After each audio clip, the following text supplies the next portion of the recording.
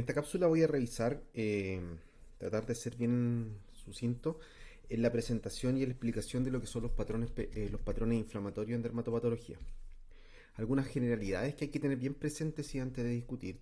Hay varios patrones descritos, dependiendo de la fuente donde lo lean, van a encontrar que existen más o menos patrones que lo que yo voy a presentar acá. Pero lo que habitualmente nosotros aprendemos son 10 patrones, que los vamos a revisar, pero tenemos que tener presente algunas cosas. El primer punto importante es que estos patrones, al igual que lo que pasa con los patrones histológicos, con los patrones clínicos, son creaciones ficticias que corresponden a descripciones morfológicas que no tienen relación con la patología, con la etiología de la patología subyacente. Entonces, al igual que lo que pasa con los patrones clínicos, estos patrones entre sí se superponen. Existen enfermedades que presentan más de un patrón histológico, dependiendo de la etapa de la evolución en la que esté, y así también un mismo patrón puede ser manifestación de distintas enfermedades de etiologías completamente distintas. Entonces, los patrones inflamatorios. En el patrón clínico, los patrones clínicos eran una sumatoria, ¿cierto? De lesiones primarias, lesiones secundarias y otras características de estas lesiones primarias y secundarias que le llamábamos patrón clínico. En el caso del patrón histológico, de los patrones inflamatorios histopatológicos, corresponden básicamente a la forma en que las células inflamatorias se van a distribuir en las muestras de piel. Eh, entonces, el patrón clínico y el patrón histológico se parecen, pero no son lo mismo, y en ambos casos se refieren a descripciones morfológicas. Normalmente, en las patologías inflamatorias, lo que nosotros hacemos, solicitamos biopsias cuando clínicamente no podemos entregar al paciente no podemos establecer un diagnóstico etiológico solamente con la valoración clínica y el laboratorio complementario. Y eso ya pone un problema para la interpretación histológica, puesto que habitualmente las pieles que biopsiamos son pacientes que presentan manifestaciones no habituales, ¿cierto?, de las enfermedades inflamatorias típicas, lo cual pone también un obstáculo al patólogo que también se va a enfrentar a una muestra cutánea con una manifestación clínica no habitual. Lo que nosotros esperamos de una biopsia de piel es que el patólogo sea capaz de entregarnos una descripción bien detallada del patrón principal de la biopsia que tomamos, de la muestra analizada, y que nos informe características complementarias, así como los patrones que coexisten con el patrón principal. Vamos a ir viendo durante la presentación que estos patrones, como dijimos, se van mezclando, o sea, hay patrones que comparten. Las muestras habitualmente informan más de un patrón. Es importante para nosotros tratar de definir cuál es el patrón principal y cuáles son los patrones complementarios. Y si existen características adicionales de la misma muestra, como pueden ser ciertas características citológicas o de distribución de las lesiones inflamatorias que nos permitan establecer eh, el patrón histológico principal. Una vez teniendo esa información, tenemos que volver nuevamente al paciente y hacer la correlación clínico-patológica. La mayoría de las veces, si no decir todas, las biopsias de piel, sobre todo de patología inflamatoria, el diagnóstico final es un diagnóstico de correlación.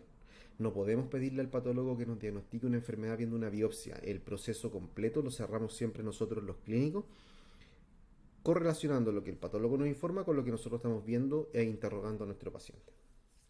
Hecha esa introducción, vamos a pasar a los patrones. El patrón más frecuente, que habitualmente es un patrón acompañante, rara vez es un patrón principal, es el patrón perivascular.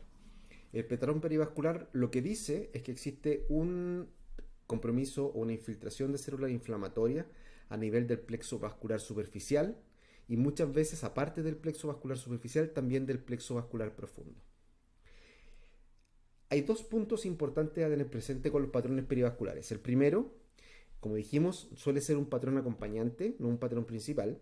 Tenemos que tratar de identificar cuál es el patrón principal. El que suele ser un patrón de interfase, un patrón espongiótico o un patrón psoriasiforme, como vamos a ver más adelante viendo fotos histológicas.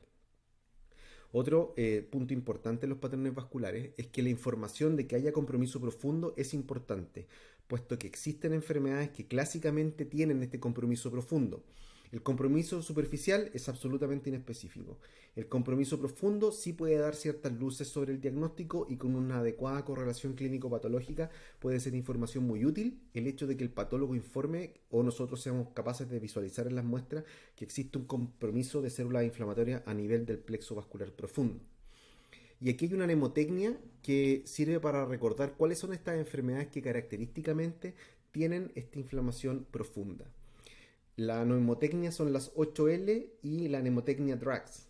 Las 8L hace relación a las reacciones lumínicas como la erupción polimorfa solar, luz, L, linfomas, lepra, lues, que es sífilis, pero lues para acordarse que es esa L, líquen estriado, el lupus y la perniosis, la necrobiosis lipoídica y lepidóptera. Lepidóptera hace relación a las reacciones por picaduras de artrópodos y las infestaciones parasitarias. Todas estas patologías agrupadas en estas 8L característicamente tienen, aparte del compromiso perivascular superficial, un compromiso profundo. La mnemotecnia DRAX hace relación con las reacciones por drogas, o sea, las reacciones por drogas característicamente tienen un compromiso también profundo aparte del superficial. La necrobiosis lipoídica, perdón, la dermatofitosis, que es la siguiente, la reticulosis, la papulosis reticular eritematosa, que también tiene un compromiso profundo aparte del superficial. La urticaria, algunos eritemas figurados, como característicamente ocurre con el eritema anular centrífugo, que tiene este compromiso perivascular superficial y profundo, y la esclerodermia. ¿Ya?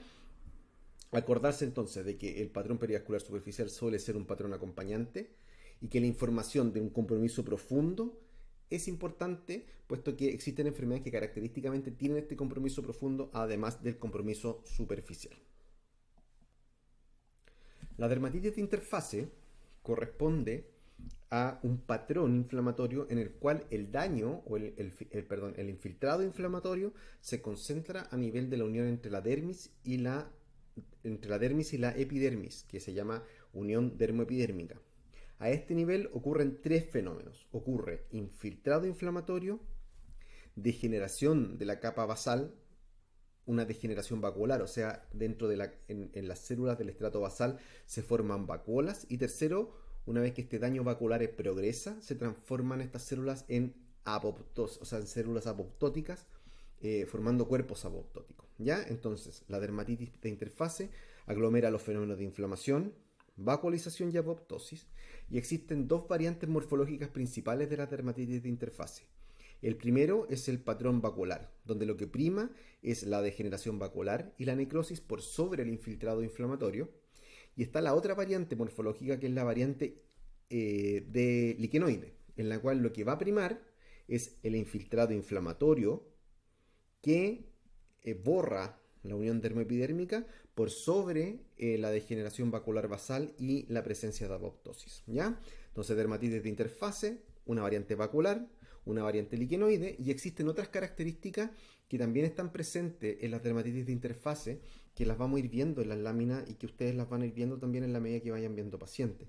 Uno es el fenómeno que se conoce como incontinencia de pigmento. La incontinencia de pigmento es muy característica en personas de piel oscura, sobre todo después de una dermatitis de interfase, en que lo que ocurre es que cae el pigmento desde las células necróticas, el pigmento, la melanina, cae a la dermis, y cuando la melanina queda sola en dermis o dentro de los macrófagos, que habitualmente los macrófagos fagocitan la melanina y ya se pasan a llamar ya no macrófagos, sino que se llaman melanófagos, a eso se le llama un fenómeno de incontinencia de pigmento.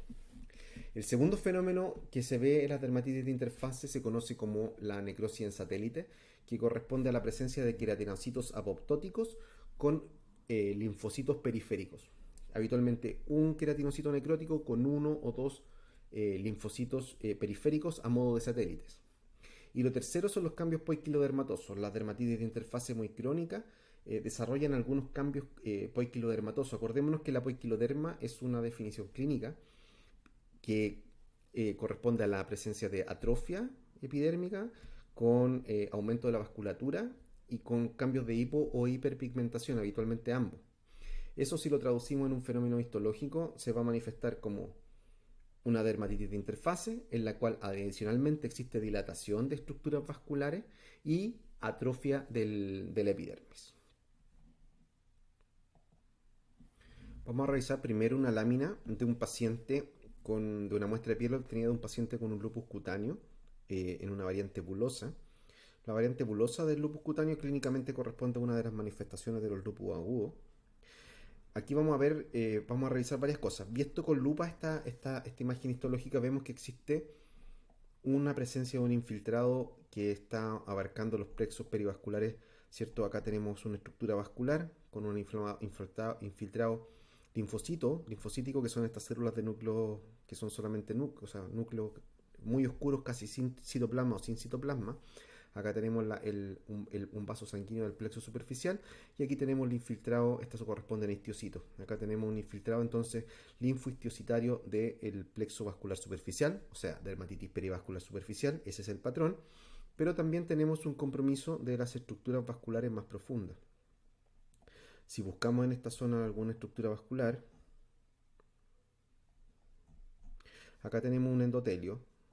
Claro, acá tenemos un endotelio, tenemos los núcleos de las células que protruyen hacia el lumen y tenemos nuevamente un infiltrado inflamatorio perivascular también en este caso, aparte del superficial profundo como corresponde al lupus, una de las 8L, donde tenemos este infiltrado compuesto fundamentalmente por linfocitos y algún histocito como se ve acá, pero fundamentalmente son linfocitos perivasculares superficiales y profundos.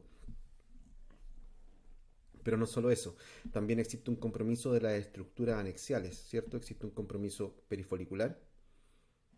Acá tenemos un compromiso alrededor de la glándula sebácea. Tenemos también una estructura muscular que corresponde a músculo liso, que también tiene un infiltrado linfocitario o linfohistocitario. Tenemos adicionalmente también, a nivel de las glándulas sudoríparas ecrinas, que corresponden a estas células, ¿cierto? Que son esta doble capa. Fíjense que aquí que las células no protruyen hacia el lumen, o sea, no es un endotelio, estos son glándulas sudoríparas. Tenemos la presencia también de estas células inflamatorias que corresponden en su mayoría a linfocitos, que son estos núcleos, ¿cierto? Sin citoplasma, y algunos histiocitos aislados, pero fundamentalmente el linfocitario. Entonces, esto corresponde a una dermatitis perivascular superficial y profunda, adicionalmente también con compromiso perianexial. Vemos que también existe una degeneración del colágeno, el colágeno pierde sus características tintoriales porque se empieza a depositar este material un poco basófilo que no se tiñe muy bien, que corresponde probablemente a mucina. La mucina no se tiñe muy bien con la tinción de hematoxilina o cina, habitualmente hay que buscar tinciones adicionales como el azul alciano o el hierro coloidal. Bueno, lo que nos convoca, la dermatitis perivascular, acabamos de revisarlo, ahora vamos a conversar, vamos a mirar lo que es una dermatitis de interfase predominantemente vacuolar, ¿cierto? Lo que vemos acá es que a nivel del estrato basal tenemos la presencia de estos hoyos, estas vacuolas gigantes a nivel de todas o casi todas las células del estrato basal. Y estas células están degeneradas, esta degeneración se llama vacular, existe un infiltrado inflamatorio superficial, pero no borra la interfase, o sea, existe un infiltrado inflamatorio, pero no oscurece la unión dermoepidérmica, y lo que prima en este caso es la presencia de estas grandes vacuolas a nivel del estrato basal, y si buscamos con un poquito más de detención, vamos a encontrar probablemente células necróticas. Aquí tenemos un cuerpo necrótico, que son estas estructuras eosinofílicas. Habitualmente también estas estructuras se les puede visualizar. Acá tenemos otra que corresponde a esta estructura eosinofílica. Acá se ve como el citoplasma aún sigue unido a sus desmosomas, pero son cuerpos apoptóticos. Entonces cumplimos, acá tenemos otro cuerpo apoptótico. Habitualmente los cuerpos apoptóticos están en la capa basal, intercalados, habitualmente son solitarios, intercalados con las células vacuolizadas. Y tenemos un infiltrado inflamatorio, pero que no es especialmente importante y que no oscurece. Esto corresponde a una dermatitis de interfase predominantemente vacular. Y vimos características interesantes. Acá lo que vemos es la formación de esta ampolla. Esta ampolla es una ampolla intraepidérmica que está determinada por la mucina. El exceso de mucina determina la formación de una ampolla, o sea, una interfase muy marcada va a determinar también la formación de una ampolla, en este caso aquí, por eso que el lupus agudo se puede ampollar. Entonces, dermatitis perivascular superficial y profunda, también perianexial, algunos depósitos de mucina y la presencia de una dermatitis de interfase primariamente vacuolar. Acá tenemos un segundo ejemplo de una dermatitis de interfase que corresponde a una enfermedad más o menos frecuente y bien característica que es el líquen plano. Acá tenemos uno de los problemas de tomar biopsias de patología inflamatoria a través de los afeitados o shaving, y es que se pierde el plexo vascular profundo. Entonces aquí podemos decir que existe un infiltrado perivascular que es fundamentalmente superficial, el compromiso profundo no se logra visualizar. Vemos que existe este compromiso alrededor de los vasos sanguíneos del plexo superficial. Este infiltrado inflamatorio es fundamentalmente compuesto en este caso por histiocitos, que son estas células de núcleo alargado, y histoplasma y un citoplasma que parece ser como un poco como lleno como de espuma. Acordémonos que los histiocitos son células que fagocitan y tienen mucho material particulado en su citoplasma, y linfocitos, que son estas células que se le ven únicamente los núcleos. Este infiltrado entonces perivascular superficial, y adicionalmente existe este otro patrón que corresponde a la interfase, donde lo que vemos, si aumentamos, hacemos un mayor aumento, no tenemos forma de ver dónde está el límite entre la dermis y la epidermis. Aquí no se pierde lo que se pierde la unión dermoepidérmica, lo cual hace que sea más difícil visualizar la vacuolización de las células basales, pero lo que sí logramos ver son queratinocitos apoptóticos. Acá tenemos un núcleo, cierto, picnótico. Esto es una de las etapas de la apoptosis, que es la condensación del núcleo. Se ve un núcleo picnótico y un citoplasma intensamente eosinófilo, puesto que está apoptosado. Acá lo mismo, acá tenemos una célula apoptótica, acá tenemos otra célula apoptótica. Estos tienen distintos nombres: cuerpos de Sivate, cuerpo apoptótico, cuerpos coloidio, no me acuerdo otro, pero tiene una serie de denominaciones, pero básicamente son células apoptóticas. Y esto corresponde entonces a una dermatitis de interfase predominantemente liquenoide. ¿Por qué es predominantemente liquenoide? Porque lo que predomina es este infiltrado, que en este caso es linfohistiocitario, que hace que se pierda la interfase entre la unión entre la dermis y la epidermis. Y adicionalmente logramos ver entonces queratinocitos apoptóticos aislados. Y bueno, si vamos viendo más adelante, si vamos viendo más, vamos a encontrar más queratinocitos apoptóticos, y básicamente lo mismo. Uno debe encontrar aquí también otras características de la dermatitis de interfase. Yo creo que eso que se ve acá es un artefacto. Y acá lo que tenemos también es otra de las características de la incontinencia pigmenti. ¿Ya? Aquí tenemos otro cuerpo apoptótico, se fija en núcleo pigmótico y un citoplasma eosinófilo. Y aquí tenemos melanófagos, que son histiocitos cargados de melanina, melanófagos.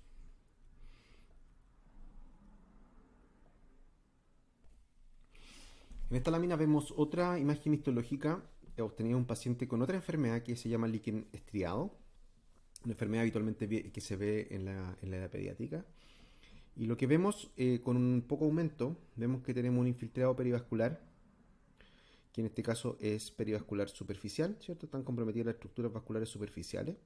Aquí pareciera que hubiera un compromiso profundo, pero si lo vemos con detalle, nos vamos a fijar que las estructuras vasculares están respetadas, pero lo que está inflamado son las estructuras acrinas. ¿Se fijan? Estas son glándulas sudoríparas acrinas. Vemos la doble capa, tenemos el lumen y tenemos que los núcleos no están protruyendo hacia el lumen del conducto. Entonces tenemos un infiltrado perivascular, visto con poco aumento, tenemos un infiltrado perivascular que es superficial, que es periecrino. Y si vamos a ver las características de este infiltrado superficial, vamos a ver que tiene un infiltrado que aparte de ser perivascular,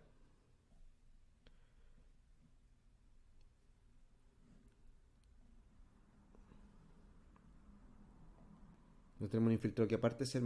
Paré la grabación porque andaba buscando la imagen exacta. Déjeme dar la vuelta acá.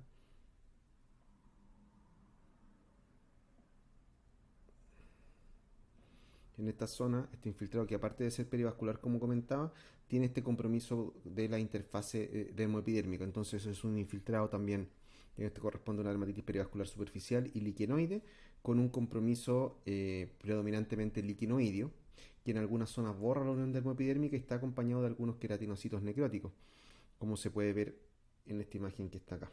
¿Ya? Y lo que hace la diferencia con el líquen plano es la presencia de este compromiso periecrino, que es bien característico del líquen estriado. Pasamos entonces a revisar el tercer patrón que corresponde a las dermatitis espongióticas.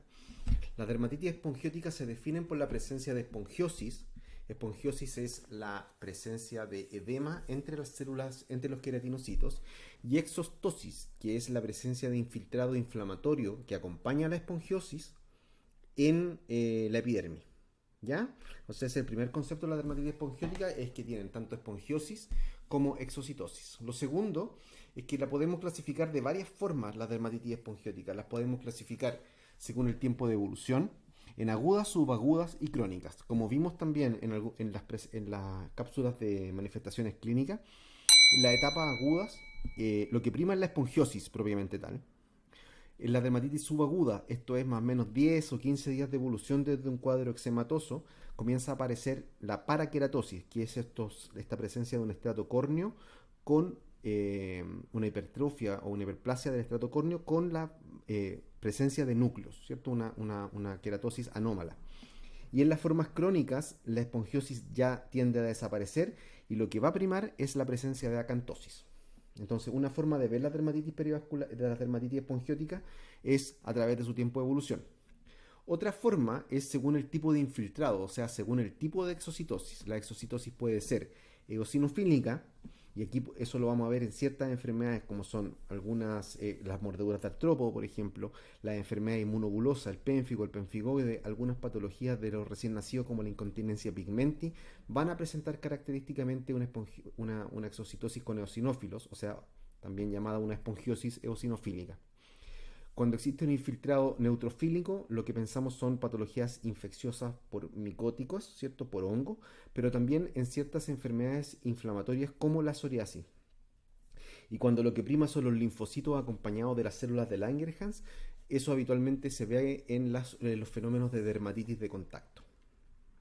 Entonces, una forma es temporal de diferenciarlo, otra forma es mediante que infiltrado predomina, ¿cierto? Si son eosinófilos, neutrófilos o linfocitos. ¿Y cuáles son, que es la tercera forma de clasificarlo, es cuáles son las estructuras que están principalmente involucradas? ¿Es solamente la epidermis, como puede ser una dermatitis de contacto? ¿O existe un compromiso de la glándula del ducto ecrino, como se ve, por ejemplo, en las miliarias, que tienen una espongiosis con un compromiso del conducto ecrino, del acrosiringio? ¿O existe un compromiso también de la unidad pilusebácea, como se ve en las dermatitis seborreicas, por ejemplo? ¿Ya? Entonces las dermatitis espongióticas se pueden clasificar según el patrón de exocitosis, según el tiempo de evolución o según la estructura epidérmica que esté principalmente afectada. Esta imagen histológica corresponde a una biopsia de piel de un paciente con una eczema deshidrótico, probablemente de zonas acrales. Lo que vemos acá es claramente una piel acral. Repasando un poco los conceptos de histología de piel normal, tenemos un estrato córneo que es casi el mismo grosor de todas las otras capas de la epidermis junta. En estas zonas donde no existe espongiosis tenemos que el estrato córneo es más de la mitad, es el doble de la capa del restante de las capas epidérmicas. Sabemos que esta piel es acral adicionalmente porque tenemos presencia de este estrato lúcido, que se ve acá, el estrato lúcido. Y tercero, porque no vemos estructuras pilosebáceas, ¿ya? O sea, estamos en presencia de una piel acral. Acá lo que tenemos es la presencia de, aquí, claro, lo más llamativo es la presencia de esta vesícula, pero el fenómeno inicial corresponde a esto que se llama espongiosis. La espongiosis la podemos ver como la presencia de este edema entre las células epidérmicas. Este es el estrato espinoso, es un estrato espinoso porque aquí están las espinas, ¿cierto? Estas son las espinas que corresponden a los desmosomas. Y esta espongiosis, en la medida que progresa, se transforma en estas grandes vesículas espongióticas. Estas vesículas espongióticas, eventualmente aquí tenemos una espongiosis mucho más marcada, acá también tenemos espongiosis más marcada. Y tenemos, como dijimos, junto con la espongiosis tenemos la exocitosis. En este caso, lo que tenemos es una exocitosis de linfocitos.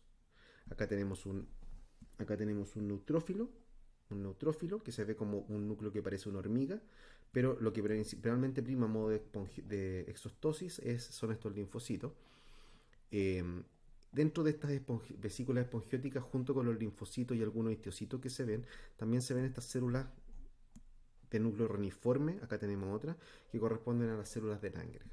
Entonces, en resumen, esto corresponde a una dermatitis, a un patrón espongiótico, donde lo que prima es el edema, la formación de estas vesículas espongióticas, y a nivel de dermis, lo que habitualmente hay es un infiltrado perivascular superficial. Nuevamente, no sabemos si hay un infiltrado profundo porque, moraleja, las biopsias siempre hay que tomarlas con que salga en el fondo hasta el subcutáneo para poder valorar el aspecto de los plexos profundos. Aquí no se puede saber, al menos sabemos que es superficial, pero evidentemente lo que prima es la presencia de estas vesículas espongióticas con células de Langerhans y linfocitos, una dermatitis espongiótica con exostosis entonces de linfocitos. Vemos que las interfaces están completamente respetadas. Eh, no hay esto es importante también. Existe esta hiperkeratosis, ¿cierto? Esta hiperkeratosis compacta que es fisiológica, como dijimos en la piel acral, es patológica en cualquier piel que no sea acral. Y como vemos, no existe paraqueratosis. Aquí todo el estrato córneo no tiene núcleos, ¿se fijan? No hay núcleos presentes acá. Esto se llama una hiperortokeratosis, no hay paraqueratosis. En caso que hubiera paraqueratosis, uno ya estaría hablando de una dermatitis subaguda, porque la paraqueratosis demora un tiempo en formarse. Entonces, como tenemos una dermatitis espongiótica con vesícula espongiótica, lo que prima es la espongiosis y existe ortokeratosis, podríamos decir que esto correspondería a una dermatitis espongiótica aguda. Visto desde un punto de vista del infiltrado, dijimos que este es una espongiosis que está acompañado de una exocitosis de células fundamentalmente linfocitos normotípicos, ¿cierto? Son linfocitos pequeños sin halo, y células de Langerhans. Correspondería probablemente esto a una dermatitis, del espectro de las dermatitis. Eh, no se ven eosinófilos en el infiltrado y tampoco se ven una cantidad abundante de polimorfos nucleares. Y desde un punto de vista de la estructura anatómica vemos que esto afecta fundamentalmente la epidermis. No existe. Aquí tenemos la salida de algún acrosiringio, que es lo que se ve acá, ¿cierto? Que son estas zonas que están acá en el estratocornio. Aquí probablemente venga un acrosiringio y no existe un infiltrado ni una espongiosis principalmente a nivel de esa zona. Entonces esto corresponde a una dermatitis espongiótica aguda.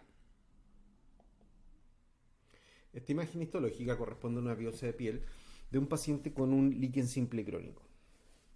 Lo que vemos acá acá vemos una epidermis que está hiperplásica, ¿cierto? Tenemos una tremenda epidermis.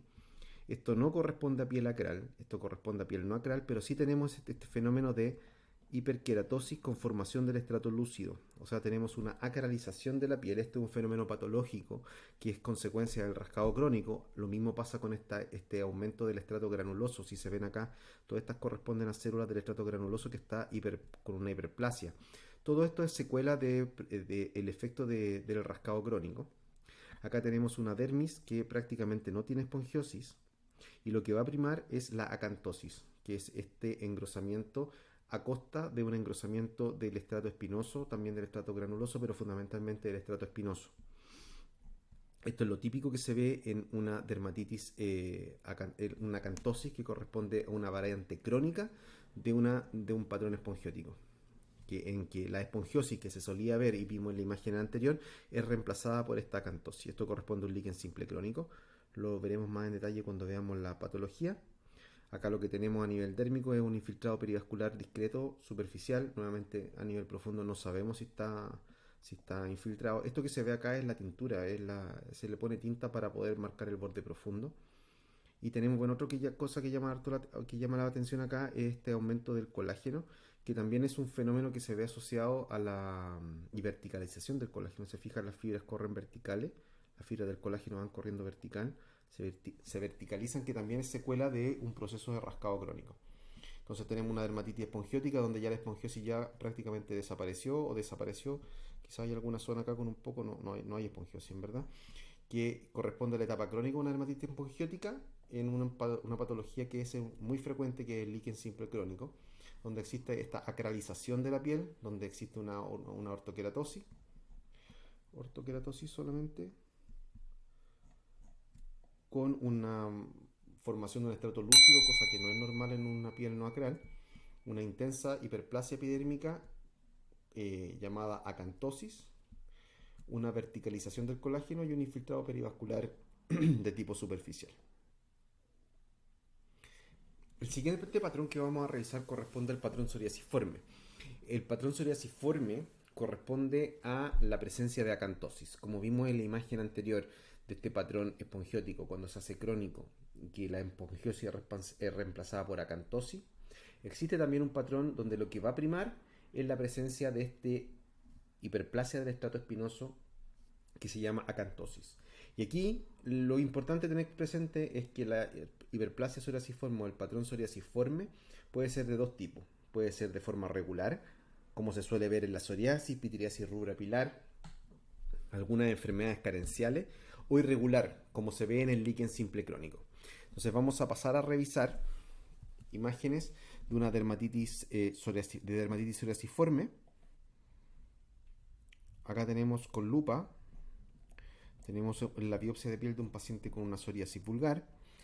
A un aumento bajo, lo que se ve y que prima es la dermis se ve básicamente ocupada en el plexo vascular superficial, en el profundo no se ve gran compromiso con lupa. Lo que llama la atención es la presencia de esta elongación de las crestas epidérmicas. Esto es lo que se llama, esto es la acantosis. En este caso corresponde, dijimos que la hiperplasia el patrón psoriasiforme puede ser regular o irregular. En este caso corresponde a una hiperplasia psoriasiforme regular, en la medida que todas las crestas epidérmicas llegan más o menos al mismo nivel de la epidermis. Tenemos un infiltrado perivascular, ¿cierto? Perivascular linfohistiocitario con algunos polimorfos nucleares que se ven acá. También perivascular, superficial. En la parte profunda no se ve un compromiso importante inflamatorio, es solamente superficial. La psoriasis no está dentro de la mnemotecnia de las dermatitis perivasculares que tienen compromiso profundo. Tenemos esta acantosis que es marcada y que es muy característica. Y tenemos acá la presencia de esto, que es una hiperkeratosis, pero con núcleos. O sea, esto se llama parakeratosis. Esto es una parakeratosis que es confluente. O sea, toda la muestra está tiene una capa paraqueratósica. A diferencia de la paraqueratosis en montículos, corresponde a otras enfermedades donde la paraqueratosis se ve como en algunas zonas del corte. En estas zonas de paraqueratosis tenemos la presencia también, aparte de los núcleos de las células paraqueratóticas, vemos estos núcleos que parecen hormigas, ¿cierto? Que corresponden a polimorfos nucleares. Esta es la presencia de polimorfos nucleares o neutrófilos en el estrato córneo, que también se conocen como microabscesos de Munro. También existe otro fenómeno que en este corte creo que no se ve, no, porque no hay espongiosis. Cuando existe en la etapa, en algunas variantes de la psoriasis, como la psoriasis pustular, se ve una espongiosis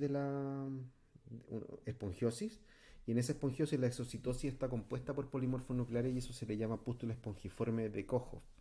Entonces, ¿qué tenemos? Una hiperplasia psoriasiforme con una paraqueratosis que es confluente. En esta paraqueratosis existen también células que son polimorfos nucleares, existe una alternancia entre polimorfos nucleares y paraqueratosis. Esto se puede ver en psoriasis, también se puede ver en ciertas micosis, entre otras patologías que pueden tener la presencia de polimorfos nucleares en el estrato córneo.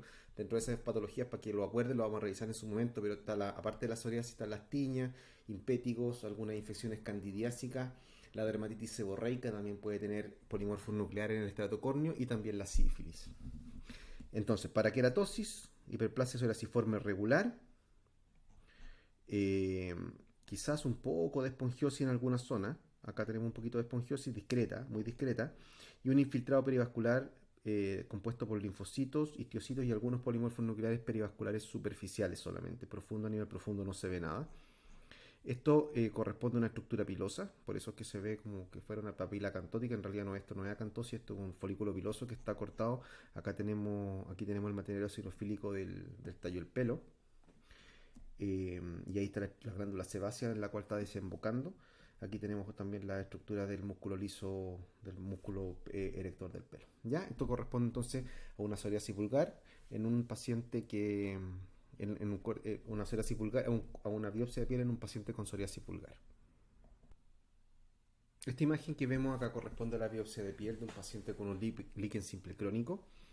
Acá lo que vemos, para poder hacer el contraste con lo que vimos en la imagen anterior, tenemos nuevamente una muestra muy superficial que prácticamente no se alcanza a ver ni siquiera el plexo superficial, o sea, claro, el plexo superficial no se alcanza a ver, se fijan, ¿no? La tinta está marcando la parte profunda de la muestra y prácticamente no se ve, esta es una muestra mala, pero bueno, lo que nos interesa es lo que ocurre a nivel epidérmico en este caso, lo que vemos es una hiperplasia de estas crestas epidérmicas, pero que a diferencia de lo que se ve en la psoriasis, esta hiperplasia no es regular, sino que las crestas epidérmicas llegan a distintos niveles de la dermis papilar en este caso. Esto corresponde entonces a un patrón psoriasiforme, pero con una acantosis psoriasiforme irregular. Y aquí también vemos manifestaciones de grataje, digamos, rascado crónico. Tenemos una hiperkeratosis compacta en una piel que no es sacral, probablemente no es sacral, que se acralizó. Eso quiere decir de que desarrolló esta hiperkeratosis, desarrolló un estrato lúcido que no es normal ver en una piel no acral, y tenemos el intenso infiltrado inflamatorio, y tenemos otros signos de grataje crónico como es la hiperplasia del estrato granuloso. Normalmente el estrato granuloso son dos tres capas. En este caso tenemos, no sé cuántas capas serán, pero unas 10 capas de estrato granuloso. Eso no es normal. ¿Ya? Son todas manifestaciones de rascado crónico. En este otro corte, bueno, para menos, es más o menos similar. Eh, acá se ve un endotelio que se ve indemne y un poco de infiltrado perivascular superficial, eh, compuesto fundamentalmente por, por linfocitos.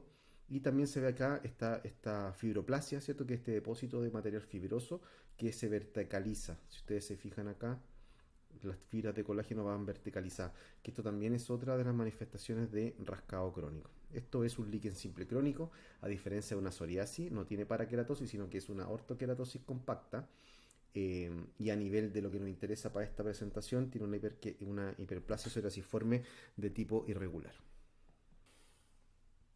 El patrón vesículo pustular corresponde aquí al patrón histopatológico donde se ve presencia de vesículas y bulas o bien pústulas.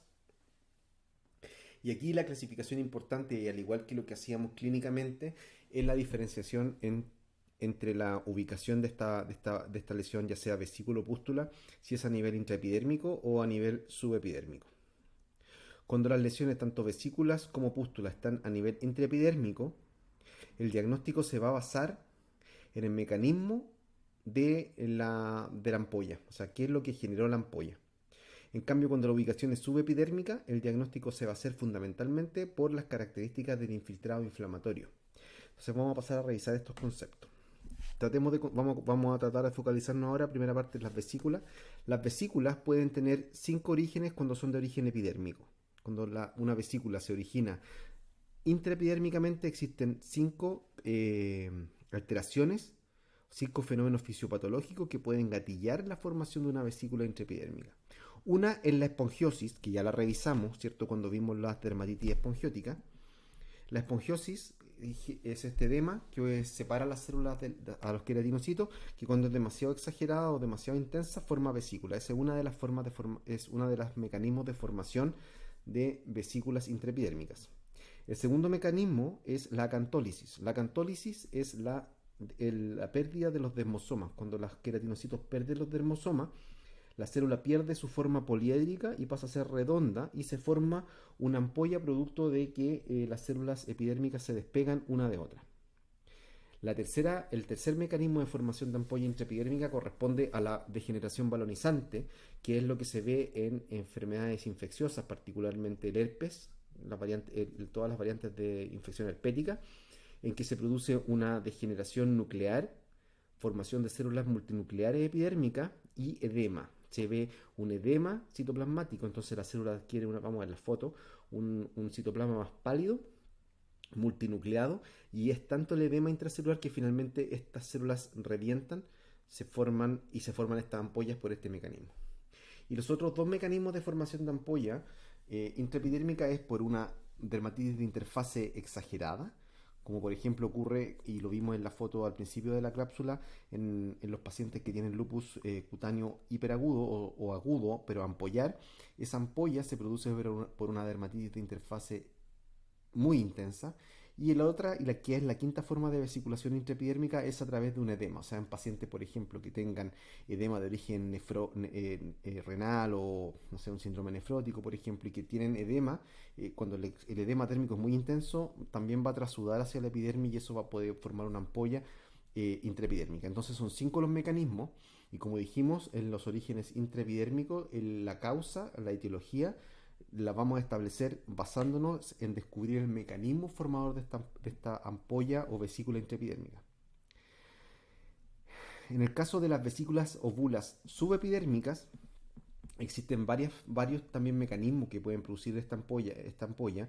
Uno de ellos es los anticuerpos, como por ejemplo en los pénfigos, pero también enfermedades inflamatorias o infecciosas, las celulitis ampollares, por ejemplo, picaduras por artrópodo van a también generar ampollas, que pueden ser, que son subepidérmicas, o ciertas enfermedades metabólicas, como por ejemplo puede ser, eh, por poner un ejemplo, en la porfiria cutánea tarda, por ejemplo, o la mastocitosis bulosa, por ejemplo, son fenómenos insultos metabólicos o degenerativos que van a producir ampollación subepidérmica.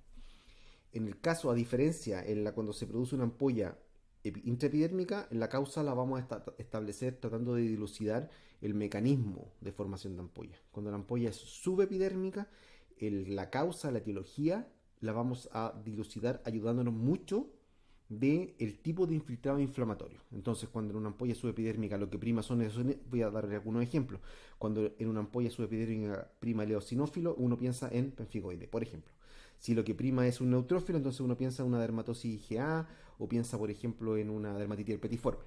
Si lo que prima son células cebadas o mastocitos, uno piensa que tiene una mastocitosis ampollar. Y si es que, por ejemplo, no existe ningún compromiso inflamatorio, bueno, uno podría pensar en una porfiria, por ejemplo, porfiria cutánea tarda, que puede dar una ampolla subepidérmica sin un infiltrado inflamatorio. En el caso de las pústulas, normalmente las pústulas pueden resultar fisiopatológicamente de un fenómeno inflamatorio o infeccioso. A nivel intraepidérmico, las ampollas, las pústulas pueden o no estar asociadas a un folículo piloso. Esa es la principal diferenciación que debemos hacer. Cuando la pústula está asociada a un folículo piloso, en general, el cuadro que lo gatilla es un fenómeno infeccioso. En cambio, cuando no está asociado a un folículo piloso, habitualmente suelen ser enfermedades inflamatorias. Entonces, el mecanismo en la pústula, lo que va a ayudarnos a determinar la causa es la relación, acá está mal, me quedó pegado, lo vamos a corregir, pero lo que va a ayudar a determinar la etiología de la enfermedad es la relación que tenga con el folículo. Y a nivel de la pústula subepidérmica, aquí también lo que nos va a ayudar fundamentalmente van a ser las características del infiltrado. ¿Ya? Vamos a pasar entonces a ver algunas fotografías. Entonces, eh, analizando el patrón vesículo pustular, vamos a revisar una de las mecanismos fisiopatológicos de formación de ampolla intraepidérmica que corresponde a la degeneración balonizante. La degeneración balonizante es bien característica de las infecciones herpéticas y lo que se produce es esta ampolla, ¿cierto? Tenemos una ampolla que tiene que está rellena de este material que se ve más eosinófilo suero. Y si uno va más al detalle de las células que componen este infiltrado, tenemos que corresponden a estas células multinucleadas, estos queratinocitos gigantes multinucleados, que tienen este citoplasma que está más pálido, ¿cierto? Tienen un citoplasma pálido que está hinchado, digamos, son células que están hinchadas por edema intracelular, eso es la degeneración balonizante. Tenemos este citoplasma, ¿cierto? Este citoplasma que es más pálido, con estas células multinucleadas, y estas células multinucleadas tienen como característica esta degeneración de la cromatina como en cáscara de huevo, o sea, tienen la cromatina como que se demargina a nivel de la membrana nuclear y va formando acúmulos como en una cáscara de huevo. Acá tenemos otro ejemplo de estas células con esta degeneración como en cáscara de huevo y estas células gigantes multinucleadas que corresponden a secuelas de infección herpética que cuando es demasiado masivo va a formar finalmente esta gran vesícula intraepidérmica. Cuando este proceso es muy intenso, entonces se va a formar esta ampolla intraepidérmica y adicionalmente se forma esto que es la degeneración reticular. en que ya solamente quedan los restos de membranas celulares, y esto se llama degeneración reticular, que se ve también como secuela última de una degeneración balonizante. Entonces esta es la primera forma de formación de ampolla, o una de las formas de formación de ampolla, que es la degeneración balonizante. Acá tenemos otro ejemplo de otra lámina que grafica un poco esto de los mecanismos de formación de ampolla intraepidérmico. Acá lo que tenemos es una gran ampolla intraepidérmica. Sabemos que es intraepidérmica porque el estrato basal está acá abajo, ¿cierto? La ampolla está acá, y por acá aparecen nuevamente ya las partes más superiores y el estrato córneo. Tenemos esta ampolla, aquí no vemos células multinucleadas queratinocíticas, ni vemos degeneración balonizante, pero lo que sí vemos son estas células que corresponden a queratinocitos que se ven redondos. Se fija, el queratinocito adquiere esta forma redondeada, puesto que perdieron sus desmosomas. Normalmente la célula epidérmica tiene una forma poliédrica, pero pierde esa forma en la medida que pierde sus desmosomas. Esto es una enfermedad autoinmune en que existen anticuerpos contra los desmosomas. Este fenómeno genera una degeneración de estos desmosomas, y las células se van soltando, formando estas grandes ampollas intraepidérmicas, que en este caso es suprabasal, que corresponde a un pénfigo vulgar. Aquí existe compromiso incluso del epitelio folicular, con un infiltrado perivascular superficial, que está compuesto en este caso fundamentalmente por linfocitos, histocitos. Ahí hay un eosinófilo sin vasculitis. ¿Ya? Entonces esto es el segundo, otro fenómeno o otro mecanismo de formación de ampolla intraepidérmica. Este es la acantólisis. Esta imagen histológica grafica otro mecanismo de formación de ampollas, pero en este caso es una ampolla subepidérmica, eh, donde sabemos que es subepidérmica porque la epidermis está acá arriba, ¿cierto? Acá tenemos la epidermis y acá tenemos la dermis. Y lo que vemos flotando entre medio son estas células de citoplasma eosinofílico que tienen uno o dos núcleos prominentes, como un como que una de estas como de estas viseras como para la nieve, como con antiparra, ¿cierto? Intensamente eosinófilo el citoplasma, que corresponden a eosinófilo. Y esto es un mecanismo de formación de ampollas. Esta es una ampolla, perdón, subepidérmica.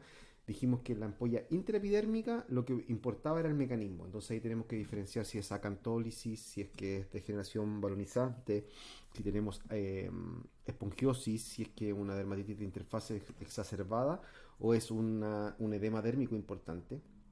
En el caso de la formación de ampollas subepidérmicas, lo que va a importar es el tipo de infiltrado. Entonces acá tenemos ampolla subepidérmica con predominio de eosinófilos, diagnóstico pemfigoide buloso. Acá tenemos otro ejemplo. Esta lámina corresponde a un paciente con una enfermedad ampollar también de origen subepidérmico. El mecanismo no se puede determinar con la visualización de la lámina, pero lo que sí podemos decir que tenemos un patrón de vesiculación subepidérmico. La epidermis está acá arriba, acá abajo está la dermis. Tenemos una vacuolización subepidérmica. Y cuando y como dijimos, para poder tratar de tener un acercamiento a la causa en las dermatosis vesiculares subepidérmicas, lo que tenemos que buscar son las características del infiltrado. Y en este caso, el infiltrado está compuesto por polimorfos nucleares. ¿Ya? Este corresponde a un ejemplo de una dermatosis IgA lineal, donde lo que prima, al igual que por ejemplo la dermatitis herpetiforme o la epidermólisis pulosa adquirida, lo que van a primar son los polimorfos nucleares en el infiltrado de la vesícula, a diferencia de lo que pasaba con el pemfigoide que vimos en la lámina anterior, donde predominan los linfocitos. Acá en otro ejemplo de un paciente con otra patología, en esta lámina lo que se observa es una piel no acral, ¿cierto? Tenemos estructuras foliculares en esta zona de acá, tenemos músculo erector del pelo por acá, con un infiltrado perivascular fundamentalmente superficial, pero lo llamativo de esta biopsia es que tenemos la presencia de estas ampollas, que nuevamente son ampollas subepidérmicas, puesto que no hay estrato basal en el piso de la ampolla. Y como dijimos, cuando vemos cuando vemos una ampolla subepidérmica, para poder acercarnos a la etiología, lo que debemos ver es las características del infiltrado. Y en este caso el infiltrado está compuesto por estas células de citoplasma no eosinófilo con estos núcleos con formas de hormiga. Esto corresponde a una dermatosis subepidérmica, entonces, con predominio de infiltrado polimorfo nuclear. Esto es lo que se ve y estas son lo que se llaman los abscesos papilares en una patología que se llama dermatitis herpetiforme. Lo vamos a revisar más en detalle cuando pasemos veamos el capítulo de esta enfermedad. Acá tenemos más claro la presencia de estas células, ¿cierto? Con estos núcleos multilobulados que parecen hormigas y esta acumulación de líquido subepidérmico y algún grado de hemorragia también en esta zona, o sea, glóbulos rojos en esta zona. Acá tenemos más polimorfos nucleares. ¿Ya? Entonces esto corresponde a una dermatitis herpetiforme.